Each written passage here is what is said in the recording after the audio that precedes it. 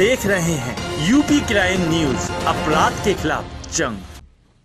बिजनौर थाना क्षेत्र के ग्राम झलरा में गुलदार ने कुत्ते पर हमला कर मौत के घाट उतार दिया। और इतना ही नहीं, गुलदार के गांव में आने से पूरे इलाके में दहशत का माहौल बना हुआ है। साथ ही गांव वाले अपने पशु के लिए जंगल चारा तक लाने नहीं जा रहे हैं।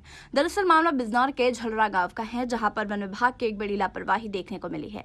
एक तरफ जहां गुलदार जैसे खतरनाक जानवर ने कुत्ते पर हमला कर उसे जान से मार दिया, तो वहीं गाँव वालों के दिलों में भी खौफ पैदा हो गया है। साथ ही ग्रामवासी अपने खेतों में काम करने के लिए भी काफी संख्या में इकट्ठा होकर जाने को मजबूर है, लेकिन वन विभाग बिल्कुल मौन दिखाई दे रहा है। आपका आस मोहम्मद जी, आपके गांव में जो गुलदार देखा गया है, क्या मामला है?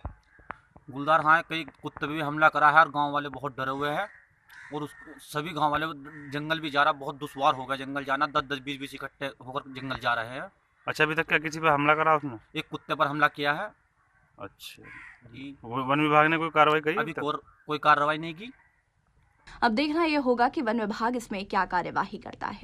संवाददाता सलीम अहमद की रिपोर्ट, यूपी क्राइम न्यूज।